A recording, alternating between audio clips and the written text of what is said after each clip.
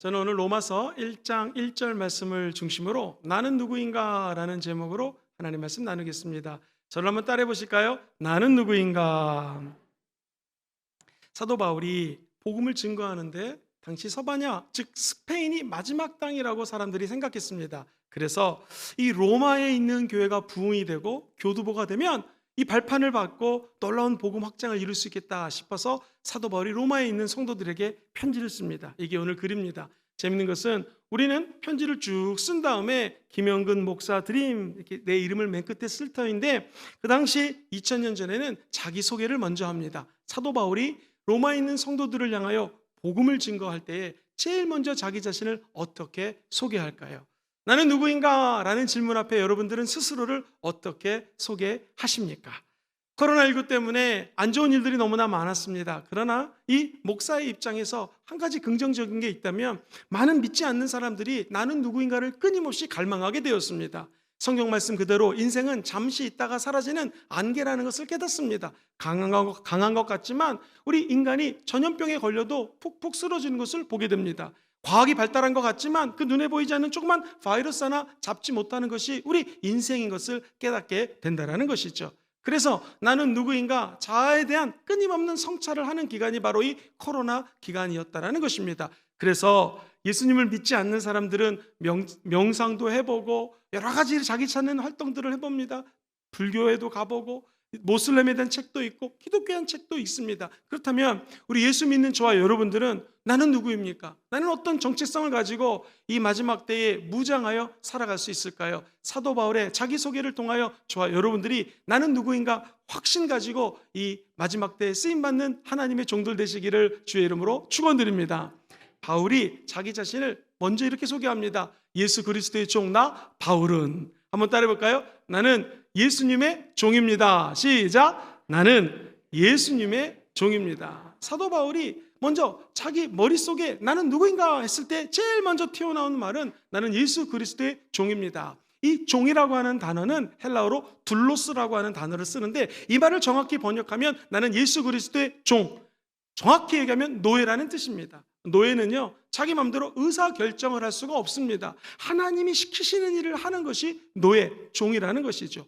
종이라고 하는 것은 무엇입니까? 나는 의사결정권이 없을 뿐만 아니라 내가 가지고 있는 모든 것들이 내 것이 아닙니다. 즉 나는 소유권이 없다라는 것입니다. 그래서 빌립보서 보면 바울이 갖고 있는 7가지 남들보다 탁월한 것이 있는데, 이 모든 것들을 내가 배설물로 여긴다, 똥으로 여긴다라는 것입니다. 이 모든 것들을 쓰레기로, 오물로 여겨버리고 나는 예수 그리스도를 아는 것이 이 세상에서 가장 고귀하고 가장 존귀하고 고상한 것임을 알게 되었습니다 라고 얘기하는 것입니다. 그렇다면 도대체 사도 바울은 자기가 남들보다 뛰어난 것을 다 배설물로 던져버리고 예수 그리스도를 아는 것이 가장 고귀한 거라고 얘기한 것은 어떤 이유일까요? 한마디로 오늘 말씀처럼 종이 되었더니 하나님이 이 세상에서 가장 존귀한 것을 깨달아 알 수 있게 되었다는 것입니다.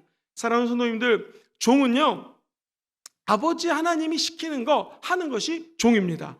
종은요, 그냥 순종하는 것이 종입니다. 그러면 오늘날 전도사님, 목사님들, 그리고 선교사님들이 주의 종이라고 얘기를 하는데 저희는 아니지 않습니까? 평신도들이 무슨 주의 종입니까? 이 종이라고 하는 것은 내 삶의 소유권을 하나님께로 이양하는 거예요. 즉 하나님이 나의 모든 과거와 현재와 미래를 주관하고 계시는 것을 마음속으로 믿는 사람들이 나는 종입니다 라고 고백하는 것입니다. 사랑하는 성도님들, 하나님은 저와 여러분들을 종으로 부르셨을 때에 그만큼 아버지의 권세를 가지고 살아갈 수 있는 주인의 능력을 부어주셨습니다. 제자들을 부르시고 귀신을 쫓아내시고 마귀를 물리치시고 병을 고치시는 권세를 주십니다. 은혜를 받는 삶을 사는 것이 바로 이 종들의 삶이라는 것이죠. 만인 모든 사람들이 대제사장이다라고 하는 말씀이 있습니다. 즉 오늘날은 평신도이신 여러분들이 바로 하나님의 종이라는 것입니다. 종이라고 하는 확신을 가졌을 때에요, 우리는 인생을 새롭게 바라보게 됩니다. 원하든 원치 않든 우리 자신을 부인하고 하나님이 나에게 주시는 십자가가 있거든요. 그 십자가를 짊어지고 예수를 따르는 종의 인생을 걸어갈 수가 있는 것입니다. 그 당시 어떤 사람이 2000년 전에 나쁜 죄를 졌습니다. 극악무도한 죄를 지면 십자가의 형벌을 받습니다. 채찍에 맞습니다. 그리고 십자가를 짊어지고 골고다 언덕을 낑낑거리며 올라가는데, 내가 만약 종이 있으면 내가 십자가를 지지 않습니다. 저의 종 노예에게 십자가를 짊어지라고 이야기합니다. 노예는 선택권이 없습니다. 무조건 십자가를 짊어져야 돼요. 그런데 우리 예수님은 왕이십니다. 하나님이십니다. 근데 예수님은 노예가 없으셨습니다. 종이 없으셨어요. 그래서 본인이 십자가를 짊어지고 골고다 길을 올라가십니다. 그때 구레네 시몬이라는 사람이 얼떨결에 이렇게 지켜보고 있다가 그 십자가를 짊어지게 됩니다.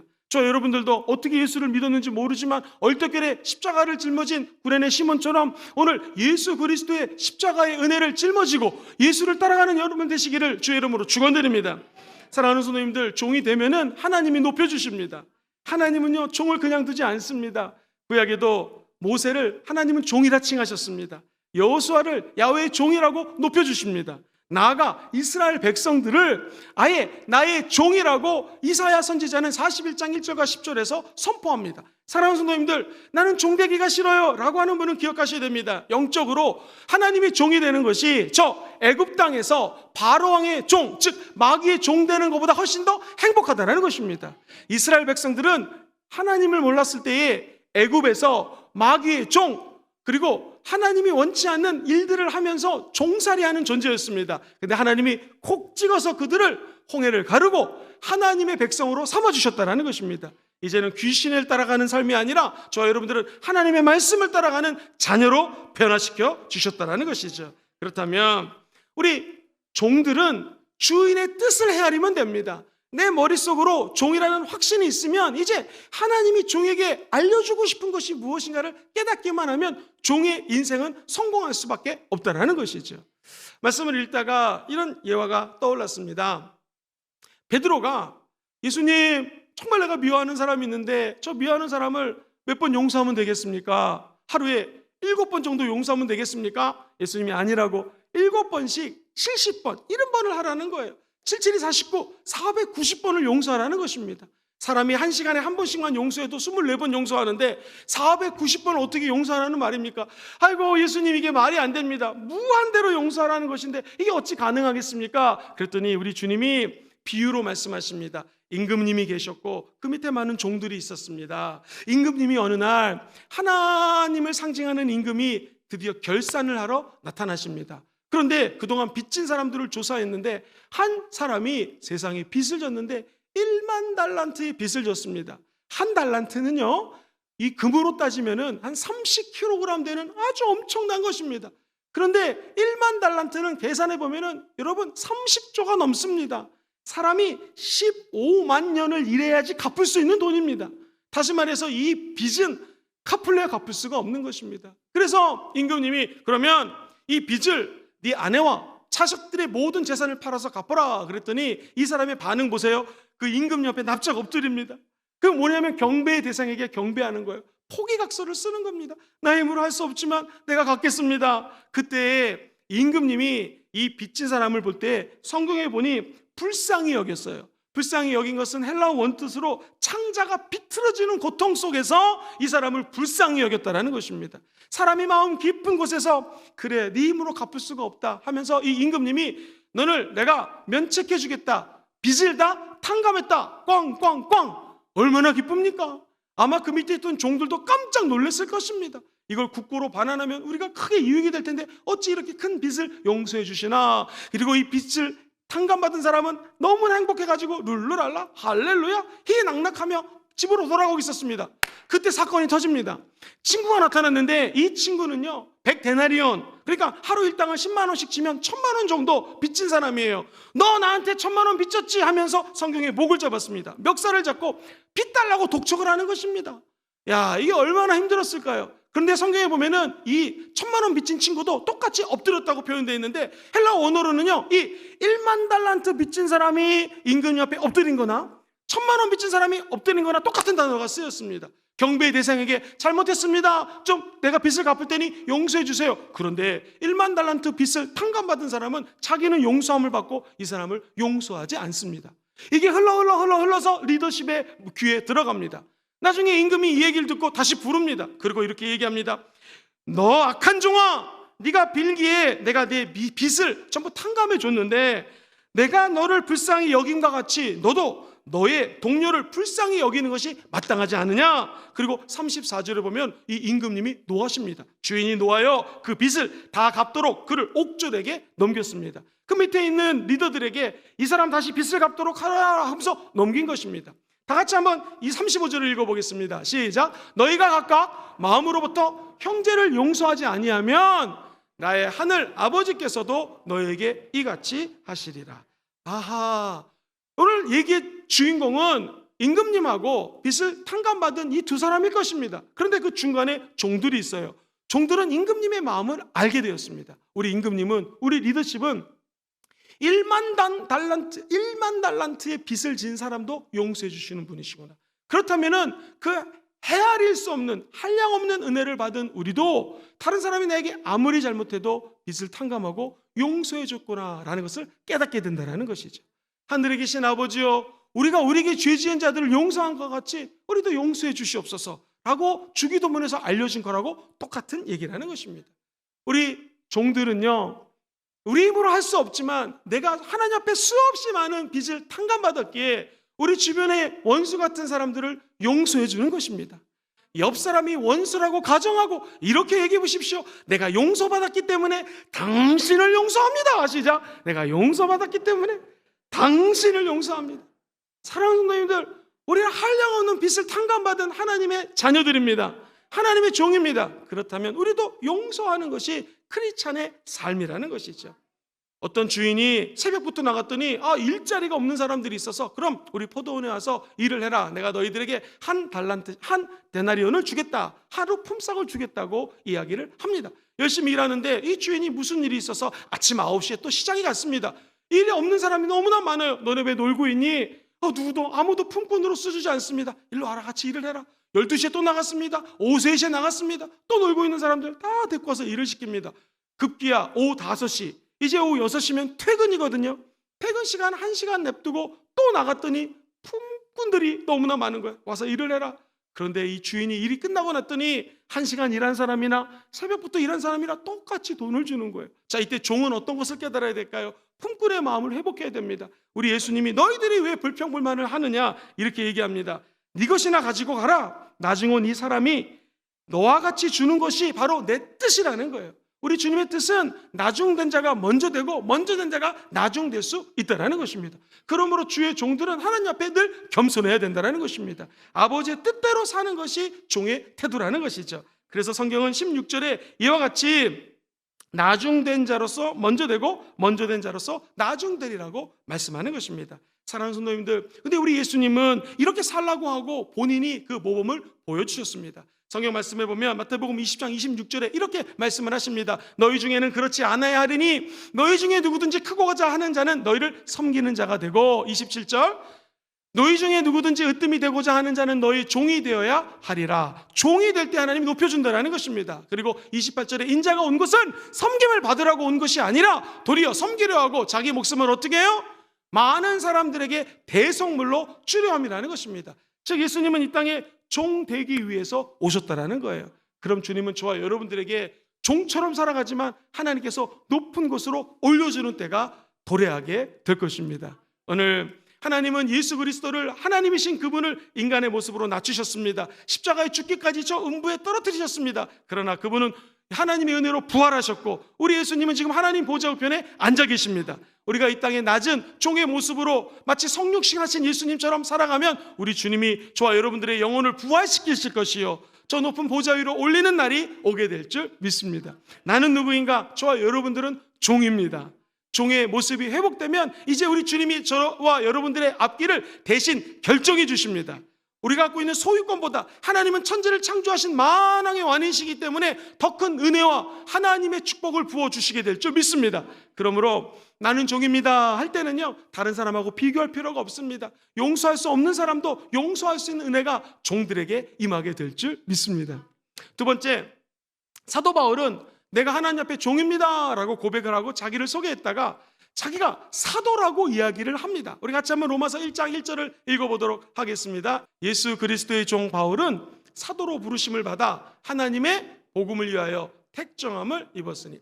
자, 바울이 자기를 종이라고 그랬다가 이제 하나님의 사도로 부르심을 받았다고 이야기를 합니다. 사랑하는 성도님들, 종은 무엇입니까? 하나님 앞에 낮아지고 낮아지는 거예요. 사도는 아무나 됩니까? 아니요. 예수님의 12명의 제자, 그래서 우리는 12사도라고 얘기를 하죠. 12제자가 사도입니다. 그리고 우리 예수님이 십자가에서 죽고 부활하신 것을 목격한 사람들이 사도입니다. 아무나 사도가 되지 않습니다. 근데 사도 바울은 예수 그리스도의 사도라고 자기를 소개합니다. 하나님 앞에 낮아지는 자는, 종처럼 되는 자는 하나님의 사명자로 거듭나게 된다는 것입니다. 사랑하는 우리 모든 성도님들이 우리 예수 그리스도 앞에 낮아지게 되기를 주의 이름으로 축원드립니다. 그러면 하나님께서는 저와 여러분들에게 사도가 아니더라도 하나님의 사명을 주시는 것입니다. 이 사명 붙들고 나아가는 자에게는 두려움이 없어집니다. 왜냐하면 하나님의 부르심에는 후회가 없습니다. 그래서 로마서를 읽다 보면은요, 이게 기가 막힌 책입니다.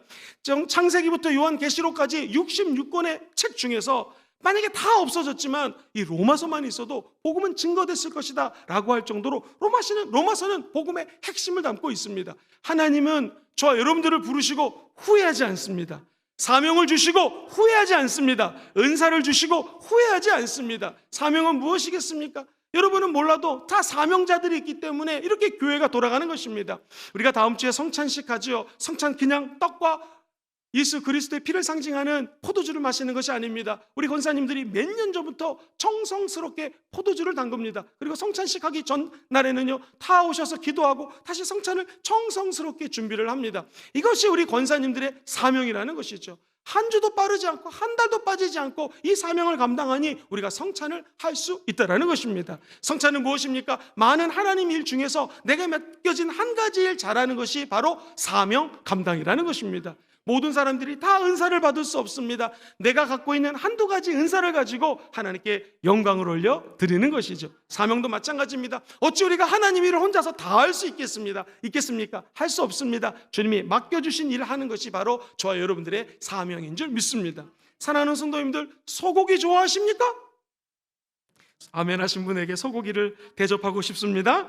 소고기를 사용할 때요, 고기 부위가 틀립니다. 사랑하는 성도님들, 미역국을 끓일 때는요, 양지머리나 사태로 끓이셔야 됩니다. 잡채는요, 홍두깨살이 제일 맛있습니다.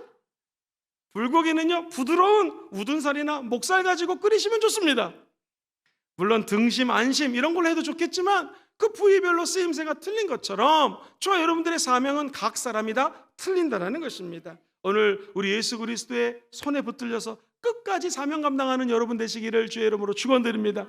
다윗의 사명은 무엇입니까? 나중에 하나님이 그를 이스라엘의 왕으로 세우시고 전무후무한 재정적으로, 정치적으로 가장 강력한 군사와 재정을 갖고 있는 나라를 만드시는 것이 하나님의 꿈이셨습니다. 자, 이 다윗이 드디어 골리앗하고 싸움을 나가게 되었습니다. 누가 발목을 잡았을까요? 친형입니다. 친형의 이름이 엘리압이라고 하는 사람입니다. 야, 너는 가가지고 저 아버지 양이나 치지 네가 어찌 골리앗하고 싸울 수 있겠느냐, 이 수많은 장군들도 벌벌 떨고 있지 않느냐라고 못 가게 합니다. 그때 만약 다윗이 그래 나는 우리 집안의 막내고 아버지 양이나 쳐야지 내가 어찌 골리앗을 이길까 라고 생각했으면 그는 왕이 될 수 없었습니다. 이렇게 생각했습니다. 아니, 저 사람이 아무리 키가 장신이라 할지라도 내가 믿는 야훼 하나님을 저렇게 욕하는데 어찌 참을 수 있을까 하면서 양을 칠 때에 사자가 나타나고 이리가 나타났을 때 내가 이 물맷돌로 그 사자들과 싸워 이겼으니 저가 사자보다 세리요 하면서 물맷돌 가지고 나가는 것입니다. 저와 여러분들을 하나님께서 지금까지 훈련시킨 걸 가지고 하나님의 사명을 감당하게 하십니다. 지금 20살이건 30살이건 50살이건 나이와 상관없습니다. 지금까지 시키신 일, 나에게 주신 은사를 통하여 하나님의 일을 섬기는 것이 바로 사명이라는 것입니다. 그리고 다윗은 이 사명 때문에 태어났고 결국 골리앗과 싸워 승리할 수가 있었습니다. 사랑하는 성도님들, 누가 하나님 사명 감당하는데 발목 잡으면 따라해 보실까요? 예수님의 이름으로 명하노니 나는 사명의 길을 달려간다. 사탄아 떠나가라 라고 하면서 달려가시게 되기를 주의 이름으로 축원드립니다. 요즘 우리 순복음금정교회가 하나님의 은혜로 성도님들이 많이 오시면서 특별히 3부 예배는 주차가 어렵습니다. 그래서 우리 성가대 봉사하시는 분들, 많은 우리 장로님들, 안수집사님, 권사님들이 차를 저 외대에 올려놓습니다. 그리고 셔틀버스를 운행하죠. 근데 우리 성도님 중에 한 분이 봉사자인데 교회 일찍 와가지고 외대 올라가기 전에 요 교회 앞에 가는데 세상에 골목에 우리 교회랑 제일 가까운 곳에 파킹 장소가 있는 거예요. 할렐루야! 길만 건너면 우리 교회예요. 그리고 이렇게 생각했습니다. 아유, 매일 저기다 파킹했으면 좋겠다. 그런데 이 성도님은 예배 끝나고 일주일 동안 파킹할 수가 없습니다. 왜냐하면 자동차의 사명은 무엇입니까? 주인 모시고 다니는 것이 자동차의 사명이죠. 자동차 저기 일주일 동안 파킹하면 편한 것 같지만 그러면 쓸모가 없는 것입니다. 자동차는 달려야 되는 것입니다. 해운대 앞바다에 나가오십시오. 광안리에 나가오십시오. 배들이 있습니다. 배 입장에서는 그냥 선착장에 묶여있는 게 가만히 선박으로서는 편하겠죠. 그러나 배의 사명은 무엇입니까? 짐을 싣고 사람을 싣고 다니는 것이 배의 사명이라는 것입니다. 우리 옛날에 격언에도 보면 멍멍멍멍 개가 짖어도 기차는 달려가는 것입니다. 기차의 사명은 무엇입니까? 개가 짖던 누가 뭐라든 사람들을 싣고 물건을 싣고 달려가는 것이 기차의 사명인 줄 믿습니다. 비행기가요, 경납고에 들어가가지고 푹 쉬고 있으면 이게 좋은 일인 것 같지만 아닙니다. 비행기는 기름을 넣고 푸른 창공을 나르며 사람과 짐을 나르는 것이 비행기의 사명이라는 것이죠. 우리도 마찬가지입니다. 하나님 주시는 사명, 가만히 앉아있으면 행복할 것 같지만 아닙니다. 주신 사명, 하나님을 위하여 다 사용하시게 되기를 주의 이름으로 축원드립니다. 받은 은사, 주님을 위하여 다 쓰시게 되기를 주의 이름으로 축원드립니다. 사명 감당은 어려운 것이 아닙니다. 기도하시다가 자꾸 마음이 그쪽으로 쓰여지면 그것이 하나님 주시는 사명입니다. 하나님, 내가 기도하는데 자꾸 노인들이 생각나요. 어르신들만 보면 마음이 짠합니다. 노인들을 위해서 사역하시면 됩니다. 어린이들 보면 너무나 기쁩니다. 우리 아이들 얼마나 사랑스러운지 몰라요. 지난 금요철에 우리 중학교 1학년짜리가 예배당에 나왔습니다. 기도를 앞에 나와서 무릎 꿇고 하고 간절히 기도하기 전에 안수기도 했습니다. 끝나고 가면서 만났습니다. 열심히 기도하던데 뭘 놓고 기도하니? 목사님, 우리 학교에 교회 다니는 아이들이 있는데 믿음이 약해요. 애들 믿음이 강해지라고 기도했습니다. 할렐루야!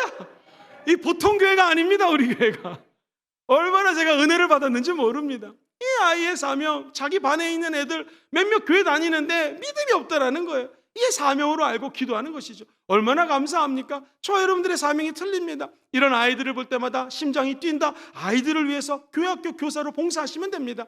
우리가 찬양을 하는데 박수를 치면서 찬양을 열심히 인도합니다. 나도 마음이 뜨거워진다. 그러면 찬양팀에 가입하셔서 같이 찬양하고 하나님께 영광 올려드리면 됩니다. 성가대 찬양을 보면서 너무나 은혜 받습니다. 성가대 들어가시면 됩니다. 목사님, 저 악보를 볼 줄 모릅니다. 못 봐도 되죠? 할렐루야! 립싱크라는 게 있습니다. 누가 나와서 하나님의 나라를 위하여 섬길 때 하나님은 더 큰 은혜와 하나님의 형통한 길을 열어주시게 될 줄 믿습니다. 지난 금요철에 우리 성도님이 세 가족이신데요, 그만 다리가 아프세요. 다리를 삐신 거예요. 예수 열심히 믿기로 작정하고 금요철에 나오고 있는데 이게 웬일입니까? 다리를 삐었네요. 보통 사람 같으면 교회 안 올 텐데 이분이 하나님을 악망하는 마음으로 왔어요. 근데 하필이면 금요철에 설교가 야곱이 이 허벅지가 다치고 난 다음에 쩔뚝쩔뚝거리고 그의 인생이 회복이 됩니다. 에서 형과 화목하게 됩니다. 그리고 앞길이 열리게 되면서 하란에서 고생하다가 자기가 있어야 될 마땅히 본향으로 돌아가게 되는 사건입니다. 그래서 그분이 거기에 은혜를 받고 쩔뚝쩔뚝거리면서 앞에 나와서 기도를 하는데 성령 침례를 받았습니다. 방언을 받고 하나님의 은혜가 쏟아진 거예요. 할렐루야! 우리 주님께 영광의 박수 올려드리겠습니다.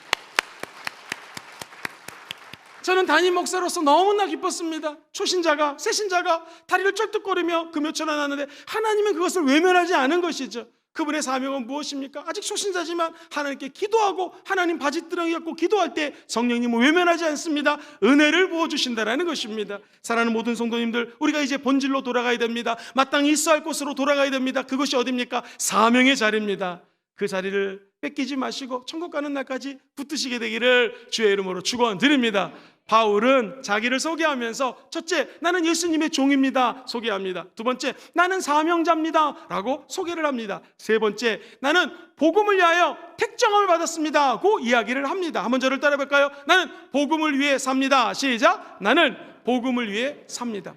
나는 누구인가? 세상 사람들은 명상을 하고 여러 가지 정보를 통해서 자기를 찾지만 우리 예수 믿는 사람들은 인지적으로 압니다. 나는 예수님의 종입니다. 내 감정이 뜨거워집니다. 나는 사명자이기 때문에 그렇습니다. 그리고 의지적으로 결단을 하게 돼요. 그것이 뭐냐면 따라해볼까요? 나는 예수님 증거하며 살겠습니다. 나는 예수님을 증거하며 살겠습니다.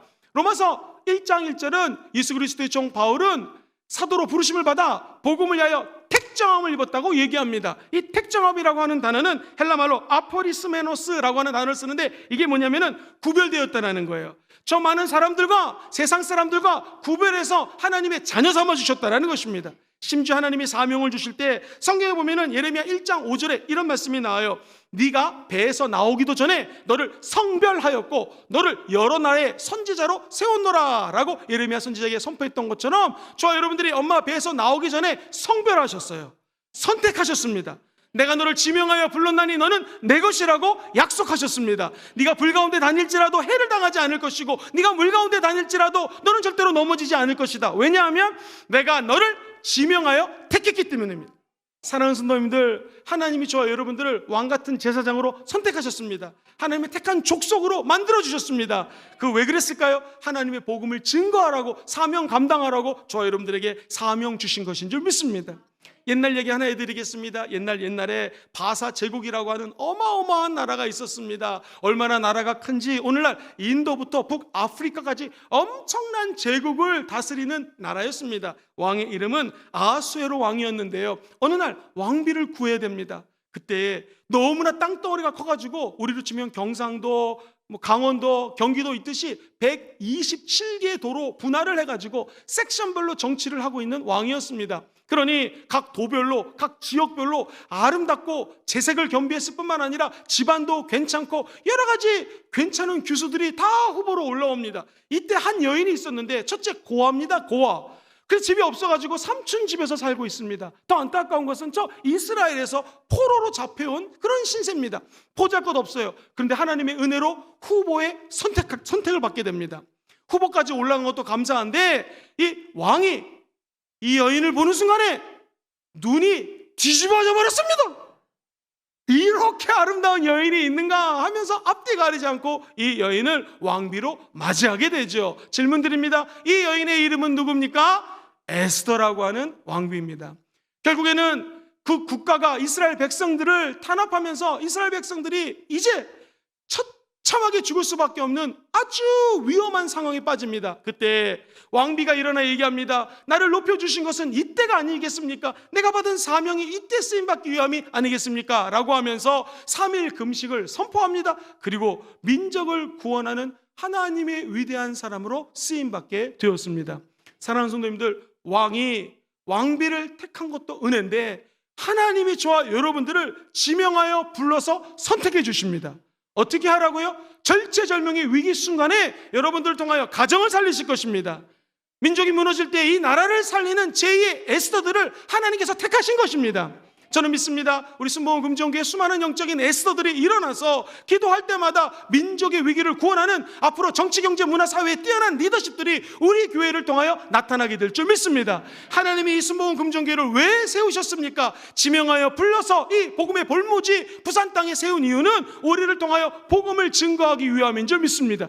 저와 여러분들이 선택받은 것을 에베소서 기자는 이렇게 얘기를 하고 그리고 빌립보서 기자는 이렇게 선포합니다. 먼저 에베소서 1장 4절 5절입니다. 같이 4절 읽어봐요. 시작. 곧 창세전에 그리스도 안에서 우리를 택하사 우리로 사랑 안에서 그 앞에 거룩하고 흠이 없게 하시려고 예수 안에서 저와 여러분들 택해 주셨습니다. 5절 읽어볼까요? 그 기쁘신 뜻대로 우리를 예정하사 예수 그리스도로 말미암아 자기의 아들들이 되게 하셨느니라. 할렐루야. 우리 주님이 저와 여러분들을 선택하셨습니다. 그리고 하나님의 자녀 삼아주셨습니다. 오해하지 마세요. 제가 여러분이 하나님을 선택한 것이 아니라 예수님이 저와 여러분을 선택해 주셨다는 것입니다. 왜 선택하셨겠습니까? 이 볼모지 예수를 믿지 않는 자들에게 주님 증거하라고 선택해 주신 것이죠. 사랑하는 성도님들, 성경에 보면은 예수 믿는 사람들을 이 땅에 빛과 소금의 역할을 감당하라고 이야기합니다.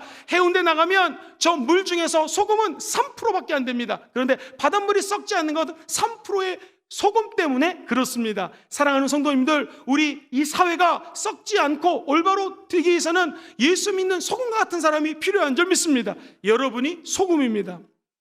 사랑하는 성도님들, 빛은 무엇일까요? 성경에 보면 마태복음 5장 16절에 우리 주님이 빛에 대해서 이렇게 얘기합니다. 이같이 너희 빛이 사람 앞에 비치게 하여 그들로 너의 착한 행실을 보고 하늘에 계신 너희 아버지께 영광을 돌리게 하라. 우리의 빛을 사람들 앞에 비치는데 이것을 착한 행실이라고 합니다. 사랑하는 성도님들, 그런데 우리가 착한 일을 하는 거 이게 쉽습니까? 어렵습니다. 성령의 빛을 받으셔야지 우리가 착한 일을 행할 수 있는 것입니다. 사도행전 10장 38절에 보면은 하나님이 나사렛 예수에게 성령과 능력을 부어주시니 저가 두루다니며 선한 일을 했다고 성경은 이야기합니다. 사랑하는 성도님들, 선한 일 하기 원하시는 분들마다 아멘 해보시죠. 성령의 기름 부심이 넘쳐나면 선한 일을 행할 수 있는 것입니다.